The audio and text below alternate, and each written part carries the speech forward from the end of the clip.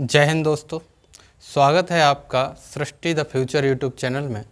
आज हम आपके लिए लेकर आए हैं औसत की दूसरी क्लास। पहली क्लास में हमने आपको औसत का एक आइडिया दिया था।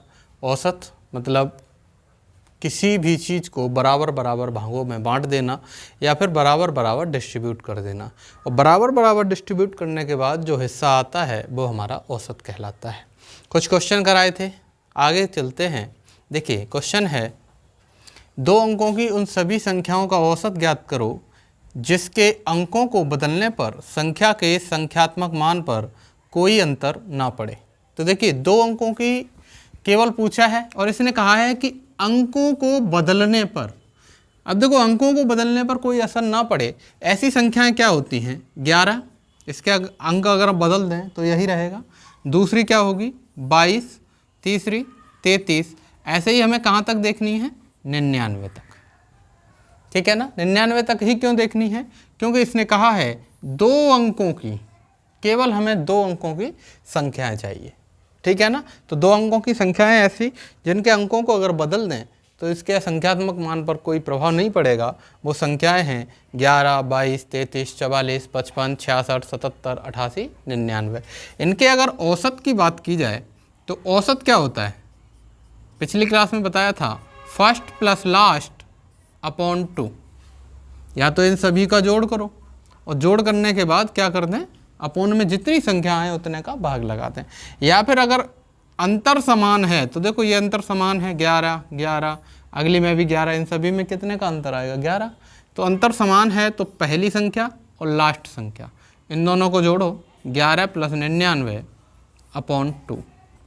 11 और 99 110 बट्टे 2, आंसर आ जाएगा 55। यानी जो हमारा उत्तर होगा वो क्या होगा? 55।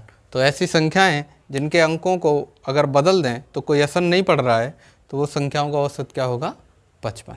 चलिए देखिए क्वेश्चन है अगला, किसी कार्यशाला में 7 टेक्नीशियन का औसत वेतनमान 1200 है व अन्य प्रकार के का 600 है। यदि औसत मासिक आय 800 रुपये हो तो अन्य प्रकार के कर्मचारियों की संख्या ज्ञात कीजिए। देखिए पहले क्वेश्चन समझिए क्या कह रहा है कि एक कोई कार्यशाला है, मतलब कोई दफ्तर है, कोई वर्क पैलेस है जहाँ पर कुछ कर्मचारी काम करते हैं। उन कर्मचारियों में 7 तो टेक्नीशियन हैं। टेक्नीशियन मतलब इंजीनियरिंग डिपार्टमेंट के। उनका जो औसत वेतन है वो कितना है? 1200। बाकी जो अन्य प्रकार के हैं, यानी जो अन्य प्रकार के मजदूर हैं, उनका औसत वेतनमान कितना है? 600। यदि इन सभी को मिला दिया जाए तो टोटल औसत वेतनमान 800 रुपये निकलता है। तो अन्य प्रकार के कर्मचारियों की संख्या क्या होगी? देखिए इसके 2 तरीके बताए हैं। साधारण है, एकदम सिंपल, जो हम x मान के करते हैं कि अगर हम ये मान लें कि जो अन्य प्रकार के कर्मचारी हैं उनकी संख्या x है, तो देखिए कुल 7 टेक्नीशियन, इनका औसत मान 1200 प्लस जो x हैं उनका औसत मान 600, ये कुल रुपए होंगे सभी जो दे रहा होगा। इसके बाद अगर हम देखें तो कुल कर्मचारी हमारे 7 प्लस x हो जाएगा, क्योंकि 7 टेक्नीशियन और x हमने क्या मान लिए? अन्य प्रकार के, और इन सभी का औसत कितना है? 800। ठीक है, अब इनका अगर हम सॉल्व करें तो 12 सत्ते 84 प्लस 600 x बराबर 7 अट्ठे 56, 5600 प्लस 800 x। अब आप ये देखो, ये जो 5600 है इसको इधर ले आएँ और ये जो 600 है इसको इधर ले जाएं, तो 600 इधर जाएगा तो 800 x माइनस 600 x बचेगा, और इधर क्या होगा? 8400 माइनस 5600। देखो 800 में से 600 गए, 200 x बराबर, ये देखो 84 में से अगर 56 घटाएं तो 14 में से 8 गए 6 और ये 2, 2800 आया। 2 0 से 2 0 कैंसिल, 2 से ये 14 बार, यानी x बराबर कितना आया? 14। जो अन्य प्रकार के कर्मचारी हैं वो कितने हैं? 14 हैं। ठीक है ना। अगर मैं इसका दूसरा तरीका देखूं तो देखो बहुत ही सिंपल है, जिसको हम एलिगेशन कहते हैं।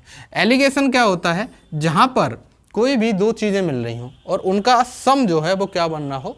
तीसरे पे जाके कनेक्ट हो रहा हो, तो हम वहाँ पर एलिगेशन लगा देते हैं, ठीक है ना। अब यहाँ पर देखो दो तरह के लोग हैं, एक टेक्नीशियन हैं और एक अन्य प्रकार के हैं। ये दोनों तरह के जब मिला, इनकी औसत आय दी है, अन्य प्रकार के की औसत आय दी है, और जब ये दोनों मिल गए तो सभी की औसत आय दी है, तो यहाँ पर हम एलिगेशन लगाते हैं। एलिगेशन कैसे, देखो ये टेक्नीशियन का कितना है वेतन 1200, जो अदर हैं इनका कितना है 600, ठीक है ना। और इन दोनों को मिलाकर बना कितना 800, इनका अंतर ले लेते हैं। तो देखो 800 में से 600 गए कितना आया 200, और 1200 में से 800 गए 400, ठीक है ना। इसको सॉल्व करें तो 2 से 1 200, 2 से 2 4, तो 1:2। इसका मतलब है कि अगर टेक्नीशियन 1 होगा तो अदर टाइप के कितने होंगे 2, ठीक है ना। ये अनुपात आ गया, यानी अगर टेक्नीशियन टाइप का 1 कर्मचारी है तो अदर टाइप के कितने होंगे 2। लेकिन क्वेश्चन कह रहा है ये टेक्नीशियन हमारे पास 7 हैं, 7 हैं तो कितने गुना 7 गुना, तो ये भी हमारा क्या गुना हो जाएगा 7 गुना, यानी जो अदर टाइप के होंगे वो कितने होंगे 14। ये हमारा आंसर हो जाएगा। अगर हमसे इसी क्वेश्चन में ये पूछे कि इसमें आप ये बताओ कि कुल कर्मचारी कितने हैं, तो कुल कर्मचारी 7 ये और 14 ये जोड़ जाएंगे, कितने हो जाएंगे 21, ठीक है। चलिए अगला एक और क्वेश्चन देखते हैं। इसी तरीके का क्वेश्चन है कि लड़कों की औसत आयु 12 साल है जबकि लड़कियों की औसत आयु 11 साल है, जबकि सभी छात्रों की औसत आयु 11 साल 9 महीने है। यदि कुल छात्र 600 हैं तो लड़कों व लड़कियों की संख्या बताओ। देखो क्वेश्चन है कि एक क्लास में कुल 600 बच्चे हैं, 600 छात्र हैं, उनमें से अगर लड़कों की आयु का औसत देखें तो वो 12 साल आता है और लड़कियों का कितना आता है 11 साल। लेकिन अगर इन सभी को दोनों को मिला दिया, लड़के और लड़कियों को, और मिलाने के बाद जब औसत निकाला तो वो कितना आया 11 साल 9 महीना, ये औसत आया। तो हमसे पूछा है कि यहाँ पे लड़के और लड़कियों की संख्या अलग अलग बताओ, ठीक है। तो यही हम एक तो तरीका ये है कि x मान के करते हैं कि लड़के x तो लड़कियां कितनी हो जाएंगी 600 - x, और उससे हम गुणा भाग करके आंसर निकाल लें। लेकिन उससे सही तरीका है एलिगेशन। एलिगेशन लगाते हैं, देखो बॉयज़ गर्ल्स, बॉयज़ की औसत आयु कितनी है 12 साल और गर्ल्स की कितनी है 11 साल, ठीक है ना, 11 साल। अगर इन दोनों की औसत आयु देखें तो ये बनी 11 साल 9 महीने, 11 साल 9 महीने बनी, ठीक है, 11.9 लिख देते हैं इसे। अब आप ये देखो इनका अंतर अगर देखें तो देखो ये 11 साल है, ये 11 साल 9 महीने है, तो अंतर कितना होगा 9 महीने का होगा, 9 महीने ही तो ज़्यादा है टोटल। यहाँ देखो ये 12 साल के हैं, ये 11 साल 9 महीने के हैं। अब यहाँ पे समझने वाली बात है, ये जो 12 साल है इसको हम 11 साल 12 महीना लिख सकते हैं, क्योंकि एक साल में कितने महीने होते हैं 12, तो ये 11 साल 12 महीने होंगे। 12 महीने में से 9 महीने घटा दें तो कितने बचेंगे 3 महीने, ठीक है ना। तो इनका अंतर कितना आ जाएगा 3। इनका रेशियो देख लीजिए 3 × 3 3 3 9, यानी 3:1। इसका मतलब हुआ कि अगर क्लास में लड़के 3 हैं तो लड़कियां कितनी होंगी 1, ठीक है ना, 3:1। वैसे भी लड़के ज़्यादा ही होते हैं क्लासों में, यहाँ पे सभी ने मिलाया गया तो देखो टोटल कितना हुआ 4, 3 लड़के 1 लड़की, टोटल कितने हो गए 4। लेकिन क्वेश्चन कह रहा है 4 ना होके कितने हैं 600। अगर हम 4 को 600 बनाएं तो 600 में 4 का भाग दे दीजिए, देखो 4 × 4 2 0, 4 × 20 0, 150 टाइम हुआ, 150 गुना हुआ। तो ये जो लड़कों की संख्या है ये भी कितने गुना हो जाएगी 150 गुना, और 150 × 3 करें तो ये होगा 450, यानी क्लास में लड़कों की संख्या कितनी होगी 450। और अगर लड़कियों की देखें तो ये भी कितने हो जाएगी 150 गुना, तो लड़कियों की संख्या हो जाएगी 150।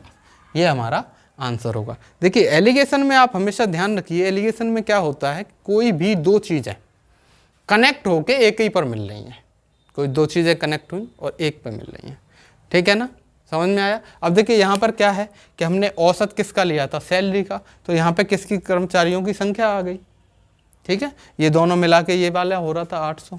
यहाँ पर क्या था आयु का लिया था, आयु मिलके ये आ गई थी सभी की, ठीक। और जब हमने संख्या निकाली तो जो अनुपात आया वो किसका आया छात्रों की संख्या का अनुपात आया कि किस अनुपात में लड़के और लड़कियां हैं। इसको हमने इसके बराबर कर दिया और बराबर करने के बाद हमारा आंसर आ गया। तो आंसर आया 450 लड़के और लड़कियां कितनी 150। चलिए आगे देखते हैं। देखिए क्वेश्चन है x और 1/x का औसत m है, तो x स्क्वायर 1/x स्क्वायर का औसत क्या होगा। तो देखिए सादा क्वेश्चन है, x औसत होता क्या है, x प्लस 1/x, यानी जो संख्याएं दी हैं उनको जोड़ दो और जितनी संख्याएं दी हैं उसका भाग लगा दें। तो इन दोनों को जोड़ दिया, x प्लस 1/x अपॉन 2, और ये किसके बराबर दिया है, m के। ठीक है, आगे सॉल्व करें तो x प्लस 1/x बराबर 2m। हमें पूछा है x का स्क्वायर और 1/x का स्क्वायर, तो अगर हम इन दोनों का वर्ग कर दें, दोनों पक्षों का क्या करने पर, वर्ग करने पर, क्या होगा, x प्लस 1/x का होल स्क्वायर और इधर हो जाएगा 2m का होल स्क्वायर। ये क्या होता है, x square plus 1/x square plus 2x into 1/x बराबर 4m square. a plus B का होल स्क्वायर से खोल दिया, a प्लस बी का होल स्क्वायर होता है a square plus B square plus 2ab। यहाँ से ये कैंसिल हो गया, ये कितना आया, x square plus 1/x square बराबर 4m स्क्वायर माइनस 2, ये वाला जो 2 प्लस का है ये इधर भेज दिया। अब आप यहाँ से देखो, अगर मैं 2 कॉमन ले लूँ तो ये बचेगा 2m स्क्वायर माइनस 1, और यहाँ क्या बचेगा, x square plus 1/x square. अब देखिए इसका भी हमें औसत चाहिए ना, इनका औसत चाहिए ना, x स्क्वायर और 1/x स्क्वायर। तो औसत क्या होता है कि इन दोनों को जोड़ के जितने पद हैं उसका भाग लगा दें 2 का। तो देखिए ये जोड़ तो हमारे पास आ गया, अब बट्टे 2 अगर यहाँ करें तो यहाँ पे भी बट्टे 2 करना पड़ेगा, ठीक है ना, नहीं तो एक भाई बुरा मान जाएगा। यहाँ से अगर 2 से 2 काट दें तो ये जो औसत है, किसका औसत है, ये x स्क्वायर और 1/x स्क्वायर का, वो कितना आ जाएगा, 2m स्क्वायर माइनस 1। ये हमारा आंसर हो जाएगा। बहुत ही इंपॉर्टेंट क्वेश्चन है, ध्यान से समझिए थोड़ा, ठीक है ना। देखिए एक और क्वेश्चन ऐसा ही कराते हैं, समझ में आया, कुछ नहीं किया हमने, x और 1/x दिया था, x प्लस 1/x बाई 2, औसत यही होता है, इसको m के बराबर कर दिया, पक्षांतर किया, वर्ग किया, और वर्ग करने के बाद x square plus 1/x square की वैल्यू निकाल ली। उसके बाद हमें जो x स्क्वायर और 1/x स्क्वायर का औसत पूछा है तो वो क्या होगा, x square plus 1/x square by 2। तो 2 का भाग इधर लगा दिया, 2 का भाग इधर लगा दिया, 2 से 2 कैंसिल हो गया, आंसर आ गया 2m स्क्वायर माइनस 1, यानी x स्क्वायर और 1/x स्क्वायर का औसत क्या हो जाएगा, 2m स्क्वायर माइनस 1। चलिए एक और क्वेश्चन देखते हैं। ऐसा ही क्वेश्चन कह रहा है कि a b और c का औसत k है, यदि ab plus B C plus C A बराबर 0 हो, ये बराबर 0 हो, तो a square B square plus C square का औसत क्या होगा। देखिए जैसा ये कहे वैसा करते हैं, a b और c कितने पद हैं, 3, इन तीनों को जोड़ दो और क्या का भाग लगा दें, 3 का, तो औसत आ जाएगा हमारा, ये किसके बराबर होगा, के। औसत यही तो होता है कि जितने पद दिए हैं उनको जोड़ दो और किसका भाग लगा दो, जितने पद दिए हैं उसका। इस 3 को अगर इधर ले जाएं तो a प्लस बी प्लस सी बराबर 3 के हो गया, ठीक है। अब यहाँ देखो एक कंडीशन ये दी है, A B plus B C plus C है, और एक ये दिया है कि A square plus B square plus C square, A square B square C square, इसका औसत। इसका मतलब कहीं ना कहीं हमें इसका क्या करना पड़ेगा, वर्ग। तो वर्ग कर देते हैं, वर्ग करने पर, और अगर हम वर्ग करते हैं तो दोनों पक्षों का वर्ग होता है, तो a plus B plus C का होल स्क्वायर बराबर 3k का होल स्क्वायर, ये हो जाएगा। अब देखिए एक फार्मूला होता है a plus B plus C का होल स्क्वायर बराबर, ये फार्मूला लिखता हूँ मैं, फार्मूला होता है a square plus B square plus C square plus 2ab plus 2bc plus 2ca, ये फार्मूला होता है इसका, इसको ध्यान रखिए। a plus B plus C का होल स्क्वायर बराबर a square plus B square plus C square plus 2ab plus 2bc plus 2ca, इधर आएगा 9k स्क्वायर, ठीक है।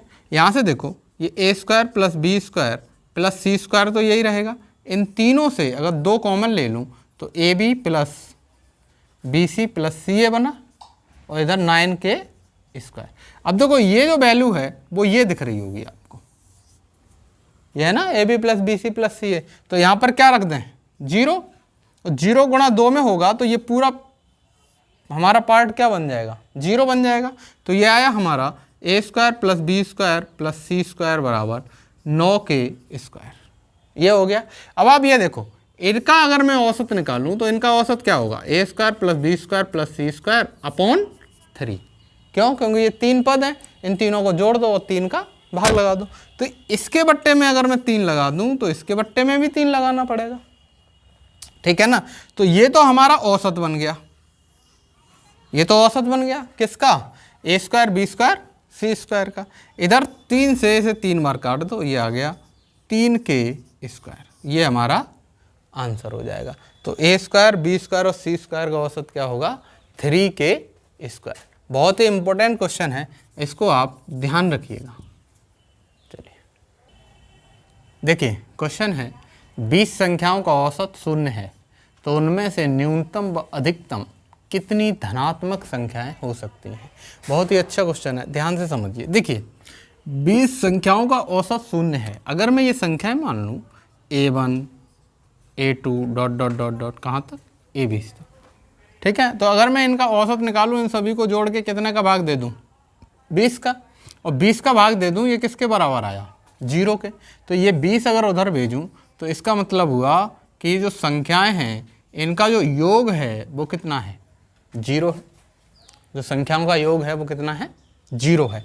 अब आप देखिए इन संख्याओं का योग 0 कब बैठेगा, जब इसमें से कुछ संख्याएं धनात्मक हों और कुछ संख्याएं ऋणात्मक हो, तभी योग 0 बैठेगा।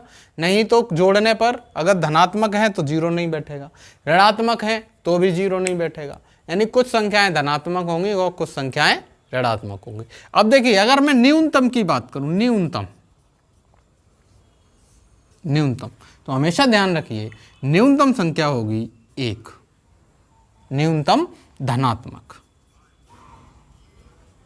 न्यूनतम धनात्मक कितनी संख्याएं होंगी, 1। कैसे होंगी समझो, देखो मान लीजिए मैंने ये 19 संख्याएं ऋणात्मक ले ली, 19 संख्याएं कैसे ले ली, ऋणात्मक, और इन 19 का योग आया कि -5000। 19 का योग कितना आया, -5000, और मैंने केवल एक संख्या ऐसी ली जो अकेली 5000 थी। बताओ, 0 हो गया दोनों का योग, ठीक है ना। तो न्यूनतम जो धनात्मक की बात आई वो कितनी होगी, 1 तो होगी ही होगी धनात्मक, मिनिमम, ठीक है ना, समझ में आया। चलो अब देखो अगर अधिकतम की बात की जाए, अधिकतम की अगर बात की जाए कि अधिकतम धनात्मक कितनी हो सकती हैं, तो मान लो मैंने ये 19 संख्याएं धनात्मक ले ली और उनका योग कितना आया, प्लस का 5000। तो ये जो 20वीं संख्या है ये मैंने कैसी ले ली, माइनस की, अकेली 5000, दोनों बराबर हो गई, कट गई, 0 आ गया। तो अगर अधिकतम की बात करेगा तो अधिकतम संख्याएं धनात्मक कितनी होंगी, 19, ठीक है ना, ठीक। अब देखो दूसरा उसी टाइप का एक और क्वेश्चन कि 50 संख्याओं का औसत 0 है, तो उनमें से न्यूनतम व अधिकतम कितनी ऋणात्मक संख्याएं हो सकती हैं। यहाँ कैसी पूछी थी, धनात्मक, यहाँ पर कैसे पूछी है, ऋणात्मक। तो अगर हम वही चीज़ देखें कि a1 a2 dot dot dot कहाँ तक, a50 तक, 50 संख्याएं हो गई। अब देखो ये कह रहा है न्यूनतम ऋणात्मक, न्यूनतम ऋणात्मक पूछा है ना, तो ऋणात्मक भी एक संख्या ही होगी न्यूनतम। क्यों, अगर मैं ये 49 संख्याएं कैसी कर दूं, पॉजिटिव, और इन सब का योग मान लीजिए कि 10 लाख आया, कि ये 49 संख्याओं का योग 10 लाख आया, तो ये जो 50वीं एक संख्या बची इसको मैं -10 लाख रख दूंगा, 0 हो जाएगा, ठीक है ना। सभी का योग क्या हो गया, 0। तो ऋणात्मक अगर न्यूनतम की बात करेगा वो भी क्या होगी, 1 होगी। अगर अधिकतम की बात करें ऋणात्मक तो कितना होगा, 49, यानी जितनी संख्याएं दी हैं उससे 1 कम, जितनी संख्याएं दी हैं उससे 1 कम। 50 दिए तो 50 में से अधिकतम कैसी ऋणात्मक हो सकती हैं, 49। अब जैसे मान लीजिए 49 का मैंने योग किया और उनका आया -10 लाख, तो 1 मैं पॉजिटिव रख दूंगा, +10 लाख, और आंसर क्या हो जाएगा, 0, ठीक है ना। तो इसमें ध्यान रखिएगा अगर न्यूनतम और अधिकतम ऋणात्मक या धनात्मक संख्याएं पूछें तो हमेशा चाहे ऋणात्मक पूछे या धनात्मक पूछे, न्यूनतम केवल 1 ही आएगी, और धनात्मक पूछे अगर अधिकतम पूछेगा तो 1 कम आएगी, 1 कम। जितनी संख्या दी है 50 दी है तो 50 से 1 कम 49, 100 दी है तो 100 से 1 कम 99, 1 लाख दी है तो 1 लाख से 1 कम 99,999, ठीक है ना, अधिकतम। और अगर न्यूनतम की बात करेगा तो वो हमेशा 1 रहेगा, न्यूनतम संख्या कितनी रहेगी? एक रहेगी, धनात्मक भी और ऋणात्मक भी, ठीक है ना। हमेशा न्यूनतम संख्या एक रहेगी और अधिकतम जितनी हमें संख्याएं दी हैं उससे एक कम होगी। चलिए आगे चलते हैं। देखिए क्वेश्चन है, 5 साल पहले 3 सदस्यों के परिवार की औसत आयु 17 साल है। इसी समय अंतराल में एक बच्चे का जन्म हुआ और परिवार की अभी भी औसत आयु अप्रभावित है, तो बच्चे की वर्तमान आयु क्या है? देखिए क्वेश्चन समझिए क्या कह रहा है कि एक कोई परिवार है, उसमें 3 सदस्य हैं, ठीक है ना। 3 सदस्य हैं, इनकी औसत आयु कितनी है? 17 साल है, ठीक। अब 5 साल में, 5 साल पहले की बात हो रही थी ये कि 3 परिवार के सदस्य थे, उनकी औसत आयु कितनी थी? 17 साल। अब ये जो आज की डेट में क्या हुआ कि ये जो 5 साल गुजरे उसमें क्या हुआ, एक बच्चे का जन्म हो गया परिवार में, और बच्चे का जन्म होने के बाद परिवार की जो औसत आयु है वो भी आज भी उतनी है जितनी तब थी। तो हमसे पूछा है कि बच्चे की वर्तमान आयु बताओ, यानी जो बच्चा है वो किस उम्र का है। देखो समझो, अगर मैं ये कहूँ, यहाँ पे लिखूँ सदस्य, ठीक है, ये आयु और ये आयु का योग, ठीक है। देखो सदस्य कितने थे? 3। 5 साल पहले की बात चल रही है, ये 5 साल पहले की बात चल रही है। 3 सदस्य थे, इनकी औसत आयु कितनी थी? 17। तो टोटल आयु कितनी होगी? 51 साल, ठीक है ना। अब आप देखो सीधा सीधा ऐसे समझो कि अगर ये 3 सदस्य 5 साल पढ़े, 5 साल बढ़े, 5 साल पहला बढ़ गया, 5 साल दूसरा, 5 साल तीसरा, तो टोटल कितना बढ़ गया होगा? 15 साल। टोटल 15 साल बढ़ गए। इसका मतलब जो आय हो गई होगी वो कितनी हो गई होगी? 66 साल। 51 और 15 66, ठीक है ना। कौन से? 3, केवल 3 सदस्यों की ही बात हो रही है कि ये 5 साल बाद उनकी जो टोटल आय होगी 3 सदस्यों की वो कितनी होगी? 66 साल। लेकिन इसने कहा कि इस बीच एक बच्चे का जन्म हो गया, तो सदस्य कितने हो गए?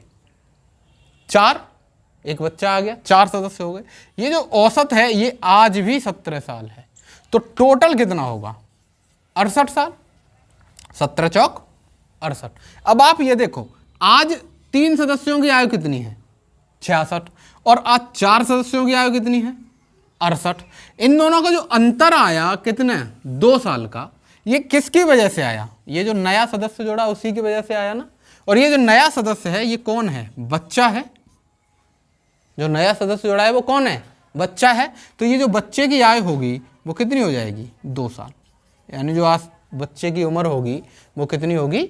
2 साल होगी। देखिए कुछ नहीं करना है क्वेश्चन में, बस आपको ये सोचना है कि 5 साल पहले की अगर बात की जाए तो 17 साल थी औसत और 3 सदस्य थे, तो 17 17 17 तीनों हो गए, 17 3 51, ठीक है ना। अब 5 साल बाद देखूं तो 17 वाला 22 हो गया होगा, ठीक। तो 22 3 66 देखो, या फिर 5 साल तीनों बढ़ा दो, 5 साल पहला, 5 साल दूसरा, 5 साल तीसरा, तो 15 बढ़ गया टोटल। तो 51 और 15 कितने हो गए? 66, ठीक। लेकिन आज की डेट में ये कह रहा है कि 400 सदस्य हो गए।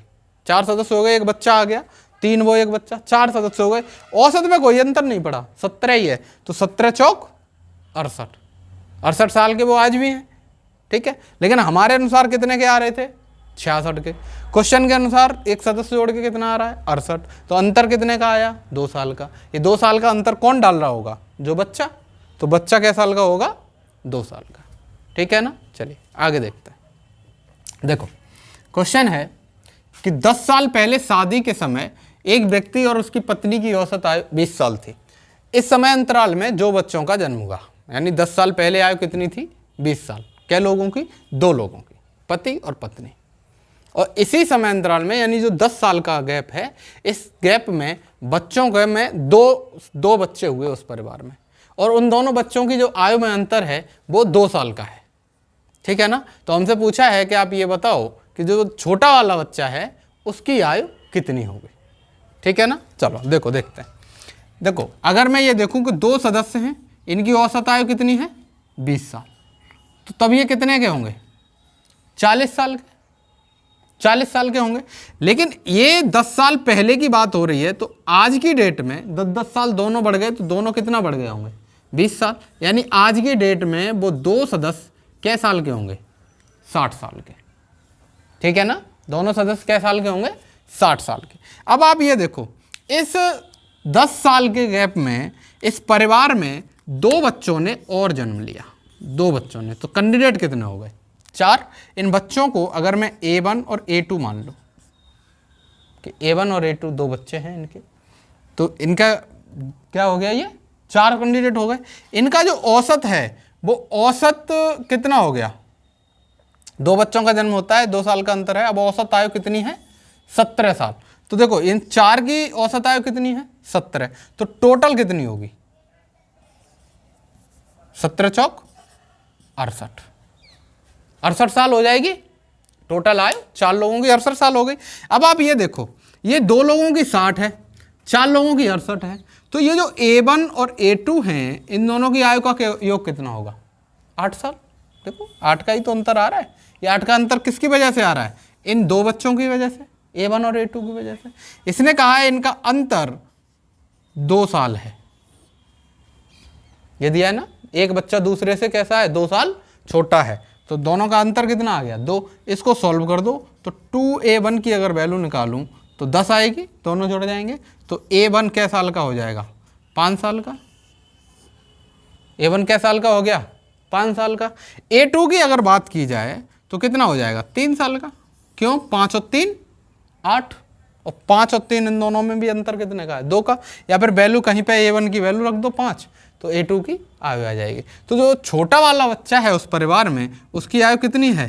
3 साल। ये हमारा आंसर होगा। देखिए कुछ नहीं करना होता है इन क्वेश्चनों में, बस हमें बेसिक से चलना होता है थोड़ा सा। एवरेज 2 बच्चों का 20 साल थी, 2 लोग थे पति पत्नी, दोनों की आयु कितनी थी? 40 साल। ठीक है ना, आयु का योग कितना था? 40 साल। 10 साल पहले की बात हो रही थी और आज की बात हो रही है, तो 10 साल में ये दोनों 10-10 साल बढ़ गए होंगे। 10 साल पति बढ़ गया होगा, 10 साल पत्नी बढ़ गई होगी, यानी कितने हो गए होंगे? 60 के हो गए होंगे। और इनमें 2 बच्चे भी हुए इनके, तो इन जो कैंडिडेट हो गए 4, औसत कितना बढ़ गया? 17 साल हो गया घट के। तो 4 लोगों का औसत देखें तो टोटल आयु कितनी आ जाएगी? 68। 8 साल का अंतर हो गया। ये 8 साल के दोनों बच्चों का आयु का योग होगा 8 साल। ठीक है ना, दोनों बच्चों की आयु का योग 8 साल, तो A1 प्लस A2 कितना हो गया? 8 साल। तो A1 माइनस A2 2 साल दिया है। इसने कहा है कि दोनों बच्चों की आयु में 2 साल का अंतर है। ठीक है ना, तो A1 माइनस A2 2 साल। इसको सॉल्व किया तो 2A1 10, A1 की वैल्यू 5। A1 की वैल्यू यहाँ पर कहीं रख दीजिए तो A2 की वैल्यू क्या आ जाएगी? 3 साल। यानी जो छोटा बच्चा है वो कै साल का है? 3 साल का, और बड़ा बच्चा 5 साल का है। चलिए देखिए अगला क्वेश्चन देखते हैं। क्वेश्चन है x संख्याओं का औसत y² है तथा y संख्याओं का औसत x² है। उन सभी संख्याओं का कुल औसत क्या है? उन सभी का मतलब x और y सभी संख्याओं का। देखिए अभी 2 क्वेश्चन हमने कराए थे, x वाला जिसमें x प्लस 1/x² का जो औसत पूछा था, x² और 1/x² का, और दूसरा कराया था a² b² और c² का औसत पूछा था।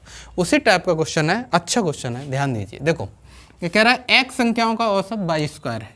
यहाँ पे हम लिख लें संख्या, औसत और कुल योग, ये हो जाएगा। तो देखो x संख्याएं हैं, औसत कितना है? y², तो कुल योग हो जाएगा xy²। दूसरा y संख्याएं हैं, औसत कितना है? x², तो कुल योग हो जाएगा yx²। ठीक है ना। अगर मैं कुल संख्याएं x प्लस y लूँ, सभी का पूछा है ना, तो सभी संख्याएं कितनी हो जाएंगी? x plus y। उन सभी का औसत क्या हो, सॉरी योग क्या होगा? xy² प्लस yx², ये होगा ना। अगर औसत की बात करें तो औसत होता क्या है? देखो अब तो याद हो गया होगा आपको। औसत होता है योग, जितनी संख्याएं दी हैं उन सभी संख्याओं का, अपॉन पदों की संख्या, यानी जितने हमें संख्या दी है उनकी संख्या कितनी है, यही होता है औसत। देखो योग कितना दिया है? xy² प्लस yx², ये है ना योग। और संख्याएं कितनी हैं? x प्लस y, ये हमारा क्या आ जाएगा? औसत आ जाएगा। ठीक है, यहाँ से देखो अगर मैं x y दोनों से कॉमन ले लूँ तो यहाँ से क्या बचेगा? y, x ये बाहर आ गया, y² है तो y एक बाहर आ गया, एक अंदर बचा, प्लस एक्स वाई यहाँ से गया तो ये x upon x plus Y, ये हो गया। ठीक है, अब देखो ये x प्लस वाई से x प्लस वाई कैंसिल, तो बचा क्या? x बाई, ये हमारा क्या आ जाएगा? औसत आ जाएगा। इसका आप डायरेक्ट आंसर याद करिए, सीधा सीधा क्वेश्चन आता है ये, ठीक है ना। और क्वेश्चन आए तो आपको सॉल्व करने की ज़रूरत नहीं है, सीधा आंसर मारिए एक्स वाई। ठीक, कुछ नहीं है, संख्याएं हमें दी हैं, औसत दिया है, हमने योग निकाल लिया। योग निकालने के बाद क्या किया, औसत देखा कि सभी संख्याओं का योग बट्टे संख्याओं की संख्या, कितनी संख्या हमें दी है उसकी संख्या देख लेंगे। तो योग दिया है X Y square plus by X square upon X plus Y. यहाँ से एक्स वाई कॉमन ले लिया, एक्स प्लस वाई से एक्स प्लस वाई कट गया, जो बचा एक्स वाई वही हमारा औसत होगा। चलिए, ये हमारी थी औसत की आज दूसरी क्लास कराई हमने। अगर आपकी समझ में पिछली क्लास में या इस क्लास में या फिर किसी भी क्लास में कोई भी क्वेश्चन समझ में नहीं आया है तो आप हमें हमारे कमेंट बॉक्स में जाकर कमेंट कर सकते हैं। और देखते रहिए सृष्टि द फ्यूचर। धन्यवाद, जय हिंद।